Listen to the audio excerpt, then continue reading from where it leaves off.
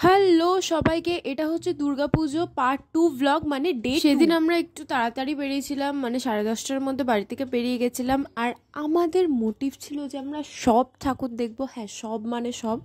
তার জন্য আমরা দমদম থেকে ডিরেক্ট চলে গেছি কল্যাণীতে, কল্যাণের ITI এর ঠাকুরটা দেখার। দেখো, আমরা সকালবেলা গেছিলাম বলে আমরা লাইটিংটাকে এনজয় করতে পারিনি, কিন্তু প্যান্ডেলের যে থিমটা সেটাও বেশ ভালো ছিল। আর প্রতিমা নিয়ে তো কোনো কথা। যাই হোক, আমরা সবাই মিলে আগের থেকেই ঠিক করে রেখেছিলাম যে যদি আমরা কল্যাণী যাই তাহলে প্রত্যেকটা কল্যাণীর ফেমাস পুজো আমরা কভার করেই আসবো। আর কল্যাণীর ITI থেকে প্রত্যেকটা ফেমাস পুজোর ডিস্টেন্স কিন্তু অনেকটা ছিল, তার জন্য আমরা নিয়ে নিলাম। আমি কিন্তু এত বছরে এত প্যান্ডেল হপিং করিনি যেটা আমি এই বছর করেছি, কারণ আমি খুব একটা ভিড় ভাট্টা বা ঠাকুর দেখার মতো প্যান্ডেল হপিং করার মতো পার্সন না।